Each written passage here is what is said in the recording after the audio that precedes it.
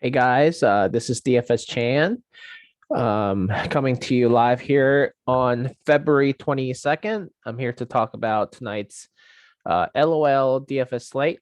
Um, Today is going to be a 4-game slate, as you guys know, 2 games in China and 2 games in Korea.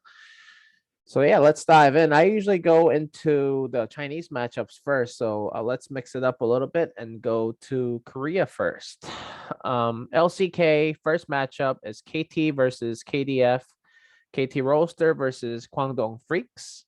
I think KT is in the 5th place and the Kwangdong Freaks is in the 6th place. So it's a very close matchup, and Guangdong Freaks actually has been in really good form lately. I know that KT just lost to Damwon Kia, but Guangdong Freaks actually has been playing really well, like I said. So I think this is the expected lineup. There is a chance that Cuz might get benched and then Gideon might start, but most likely it's gonna be Cuz. But there is some risk there. And then for Guangdong Freaks, I think it's gonna be this 5.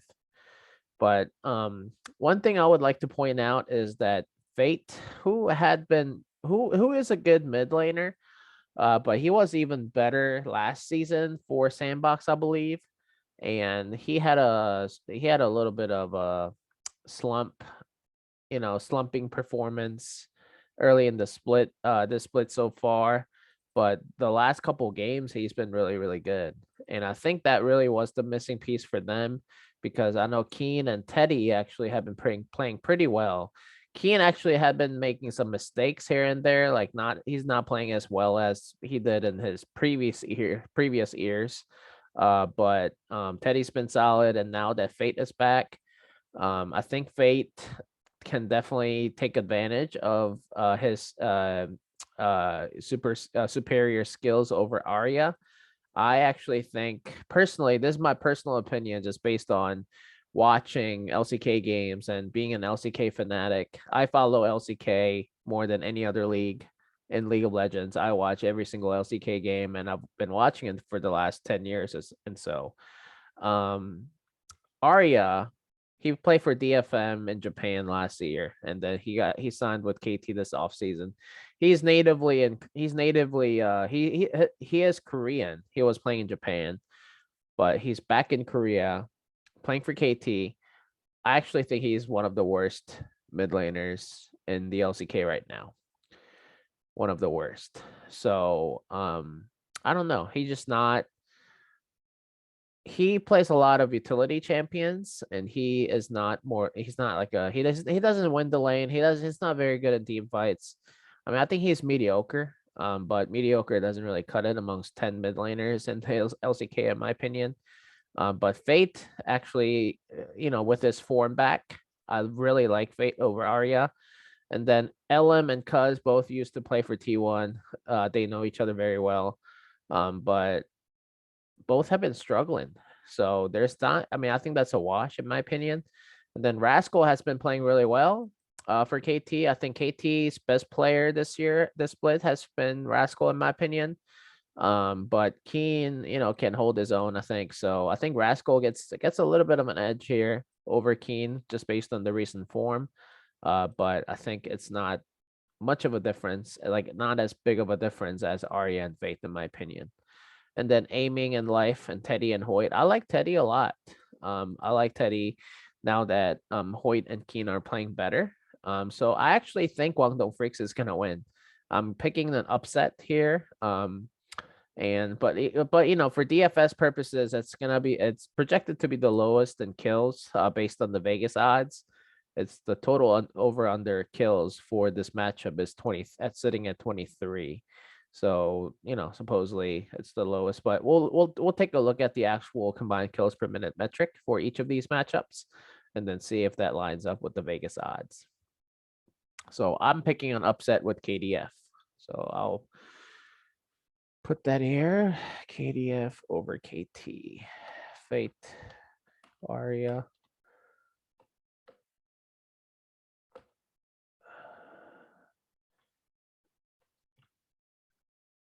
White Aria.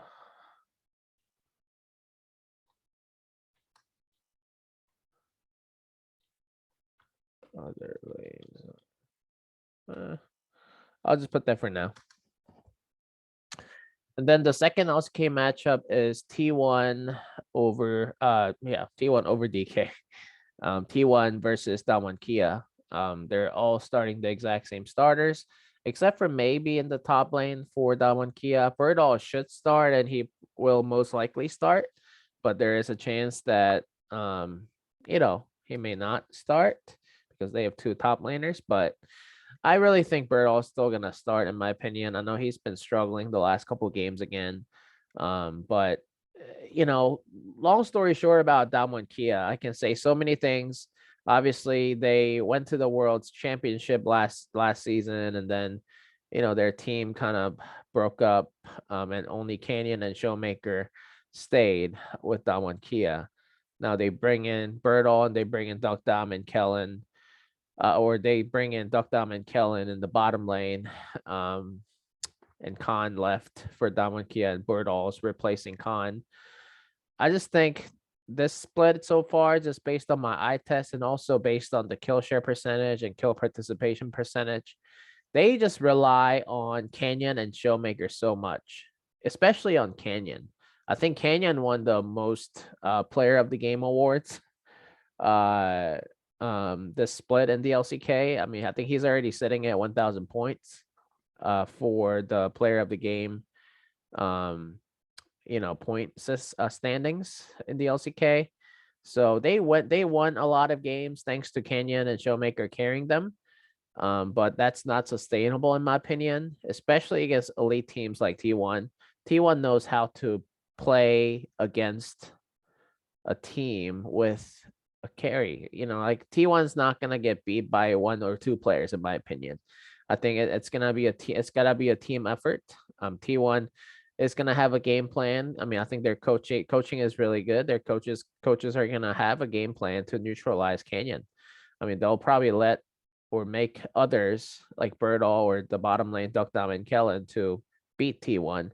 I think they're gonna, probably ward around the jungle so that Canyon, does not get the free lane and free, do whatever he wants to do, really. So I think they're gonna try to neutralize his vision and neutralize his map pressure. I think T1's gonna do a good job of doing that. And I think, frankly, I think it's a bad matchup for Damwon Kia. I think Canyon, like I said, Canyon carrying them every game is not sustainable. So I just feel like T1's gonna have an edge there, and T1 has been in really good form. Obviously, they're undefeated in the first place. There's gotta be a trap game here and there, but against an elite team, Damwon Kia, against whom T1 probably still has revenge factors against, because Damwon Kia was the one that knocked out T1 from the World semifinals.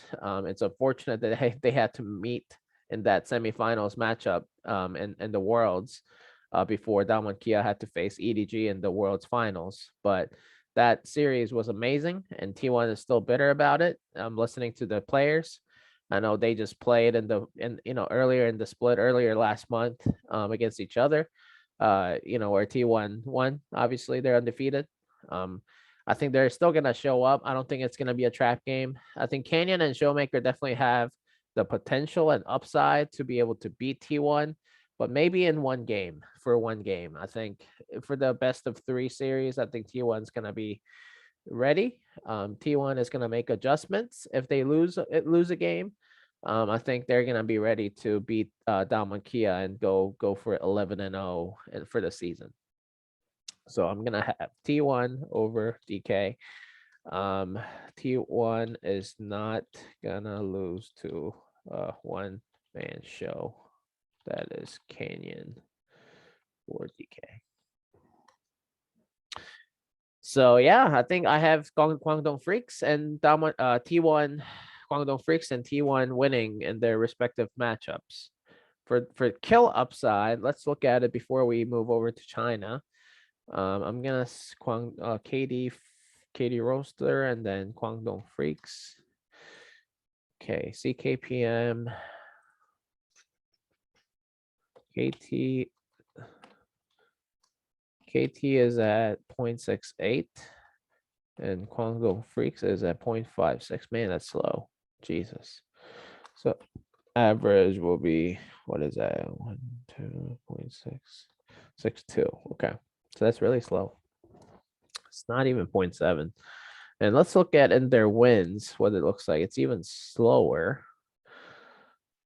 KT 0.60 and win. Guangdong Freaks 0.62 and win.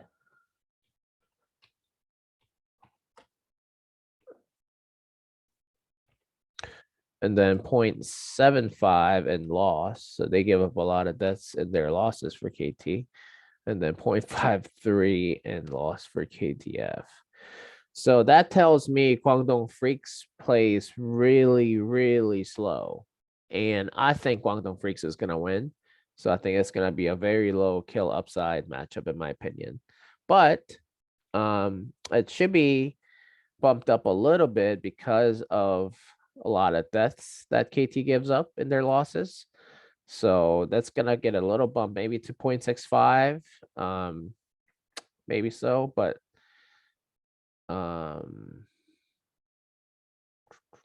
yeah, maybe 0.65 with KT's. Give KT's high CKPM and their losses. Okay, so that's still pretty low. So let's look at ZKPM for the T1 versus Damwon Kia matchup. I think that will be an interesting one to look at because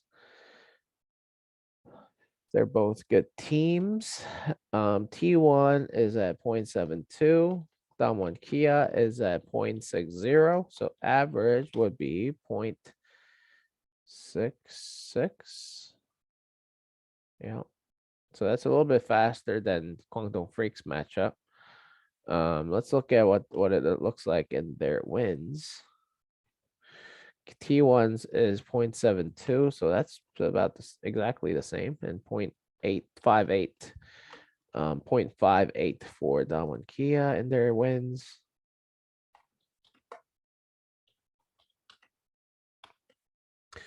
T1's losses, they give up 0.73. They're really they're about the same. 0.72 average, 0.72 in wins, 0.73 in losses. So they don't change much, and that's a sign of a good team actually. 0.63 in their losses for Damwon Kia. So it's a little bit faster, but it's about the same.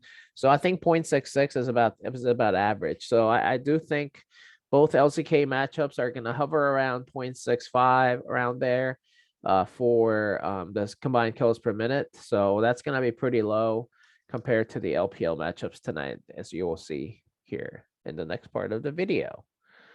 All right. In China, let's move over to China. OMG is a favorite at -213 versus Ultra Prime. Let's look at the roster themselves. Shanji is starting again. So the regular starters here. I think OMG is actually a really good team this split. Ultra Prime has not been that great. So let's look at the standings real quick. So Ultra Prime. Hold on, let's look at this. This is the official Riot Games website. So Ultra Prime is 2-6. OMG is 5-5. And OMG has been playing pretty well, in my opinion. So they should be a bigger favorite. Wow. That's surprising to me, unless OMG is on a skid. So let's look at that real quick.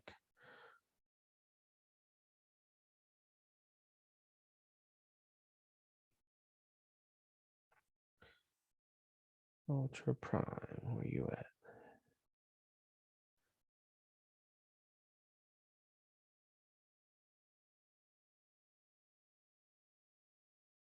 It's 2021. Okay, sorry. 2022, please. Okay, sorry guys. Here's 2022. Ultra Prime is 2-6, like I said, and OMG is 5-5. I do want to see their schedule real quick and match history. I do think based on the rosters themselves, I think OMG should win, but I just want to see if OMG is on a skid.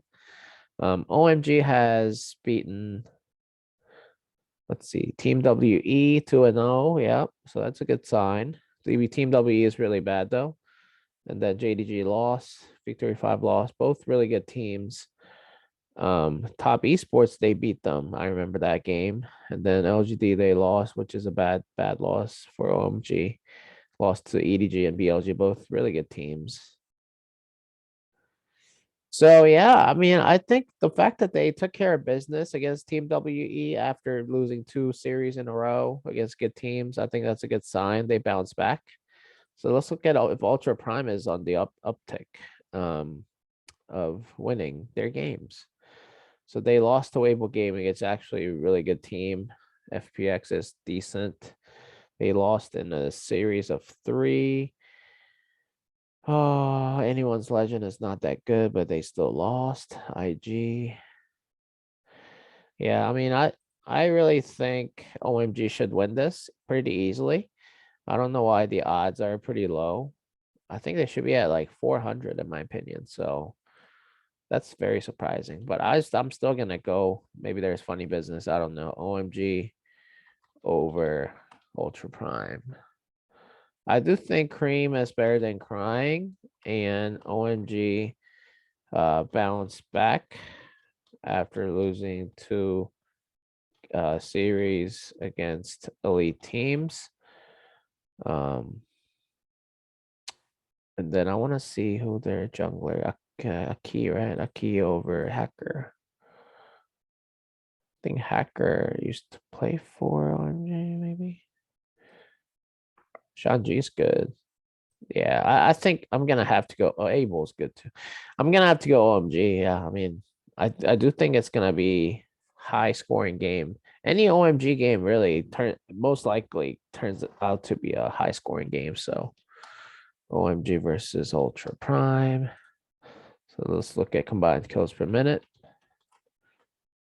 0.94, Ultra Prime 0.91. Holy cow, they're fast. And their wins.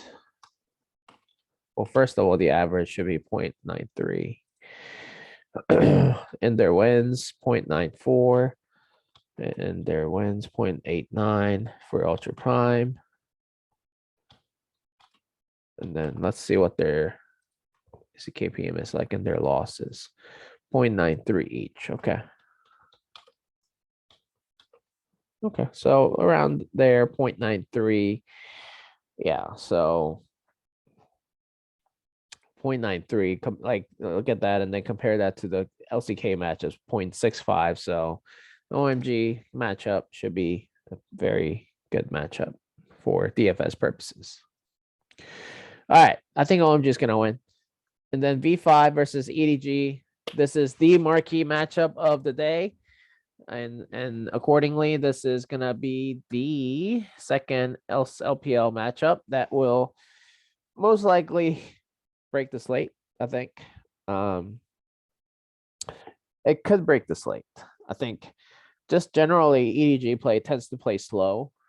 They play a macro style, and even if they get behind, they don't like to throw bodies. They like to scale and wait until the late game to kind of come back, try to come back from a deficit, if there is any deficit. So I think that limits their kill upside for this matchup. But in terms of the actual matchup itself, I will have to favor EDG, obviously. EDG bounced back after they lost to who they lost to? Was it Weibo Gaming? I think Weibo Gaming they lost to. Let's see.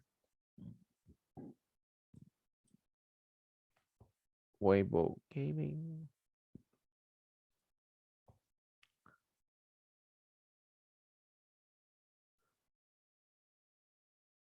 Yeah, I was right. So after that, see, and then they beat FPX and IG, who I think both teams are pretty solid. I think both FPX and IG are going to make the playoffs. So I think they're playoff teams. And unfortunately, Weibo Gaming had the the series of their lives. I mean, the Shy was amazing. And I know Scout and JJ actually struggled a lot against SOFM and Angel for some reason.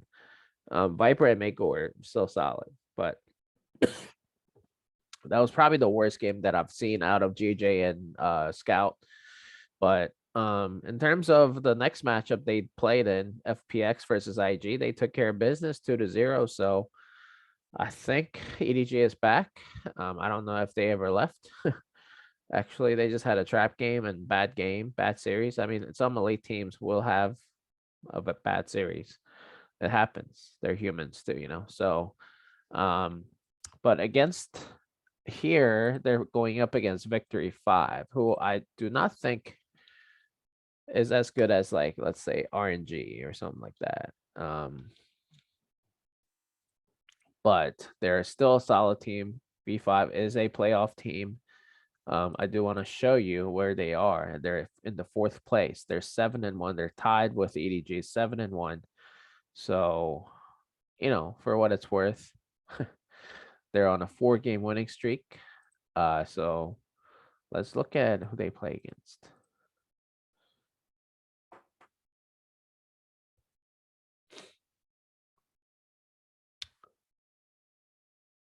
So Victory 5 has played against LGD most recently, and they won in a best of 3. And RNG, they beat them, which was a really good win. But I still do think RNG is better than Victory 5. And yeah, they lost to Weibo Gaming. They really the only team they lost to, right? Because they're 7-1. Yeah. Yeah, I mean, I think that's gonna be a very interesting matchup.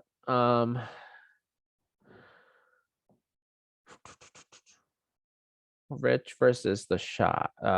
Rich versus Flandre.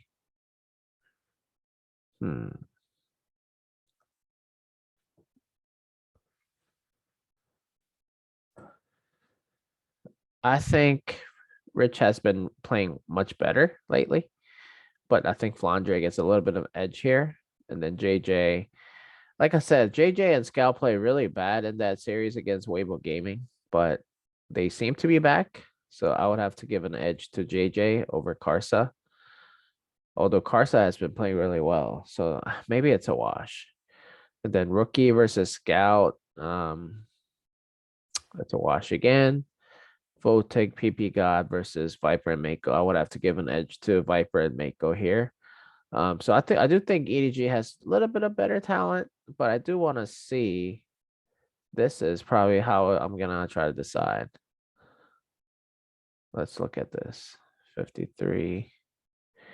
EDG has been a little bit better overall. Yeah, I think I'm gonna have to go with EDG again. I think there is just a more clean team, and they know how to play the map better than Victory 5. And they've been together so long together, the roster for EG. I think they're gonna show up though against a good team like Victory 5. It's a huge matchup in my opinion to kind of test where they're at skill wise and team synergy wise. So I do think EDG is gonna show up, and I think the bottom lane, like I said, based on the roster comparison, I think the bottom lane is going to be the big difference between these two teams, because I think other lanes are kind of equal to each other. And Viper and Mako, though, I think are much better and much better form than Photic and PP God. So I'm going to have to go with EDG. EDG over Victory 5. I think let's say Viper may go better than Photic PP God, in my opinion. So I think EDG is going to win. Let's look at combined kills per minute, and that'll be the last thing I'll talk about here in the video. I don't want to keep you guys too long. EDG Victory 5. I definitely do think V5 is a GPP consideration. Well, you know, well worth GPP consideration. I don't know about Ultra Prime, but maybe. I mean, it's actually, you know, combined kills per minute is high enough that it's worth a shot. to do that. If UP somehow upsets OMG, then it's most likely gonna be in the optimal lineup matching, top lineup, takedown lineup because of the kill upside. So, but yeah, let's look at combined kills per minute for that EDG game, and EDG team and Victory 5 team. EDG is sitting at 0.84. Victory 5 is setting at 0.85. So on average, it's going to be 0.8. I'll just round it up, 0.85. And then let's look at the wins. For EDG, it's going to be 0.89 in wins. And then for Victory 5, it's going to be at 0.95 in win. So a little bit higher for Victory 5 when they win. They get more bloody. But in losses, EDG is at 0.60. Like I said, EDG does not like to throw bodies at the other opponent if the other team has an advantage already. At that point, EDG tries to farm and farm and farm and try to scale to the late game where they feel like they're strong enough. They've caught up enough to be able to make some plays. I think EDG is a very smart team. So that's why I do think that metric correlates with that, and 0.67 for Victory 5 in their loss. So they're both low, but they only have lost very few games because both teams are both 5-1 in series, and they're in the top four, top five teams in the LPL right now. But I do think this is going to be a pretty fast matchup still. Nonetheless, I do think it's going to limit a little bit of a kill upside as both teams have generally low CKPM in their losses respectively. So I do think that's going to limit each other's kill upside. So I do think at the end of the day, OMG versus Ultra Prime is going to be the highest combined kills per minute matchup. And then maybe EDG versus V5, and then T1 game, and then the Guangdong Freaks game. So accordingly, I think they all correlate with the Vegas odds that we just looked at. I think, let me look at here, 28, 26, 24, 23. Yeah, I mean, so it kind of lines up with what I just looked at, the combined kills per minute metrics. But yeah, but in terms of the match predictions, like I said, I'll do a little bit of quick recap. Guangdong Freaks over KT, T1 over DK, OMG over UP, and then EDG over V5. So basically, the only underdog that I'm picking to win outright is Guangdong Freaks over KT. But in terms of DFS player pools, I like to play both, especially V5, and then maybe Ultra Prime as well, just given that that matchup is projected to be the highest, to be the bloodiest, and the highest has the highest kill projections. So I think Ultra Prime, that makes Ultra Prime a good GPP consideration because of the upside if they do somehow pull off an upset. So, and then Victory 5, I think they're talented enough to be able to beat EDG at a point. But in most circumstances, I think EDG is going to take care of business, which I'm predicting to do so today. But nonetheless, I think that's going to make V5 a very interesting GPP play. So anyway, so that's all I got for you guys today. If you guys have any questions, let me know on Twitter. Let me know on Discord or on YouTube. But yeah, hope you guys make some money today. And yeah, good luck, everybody. Have a good one.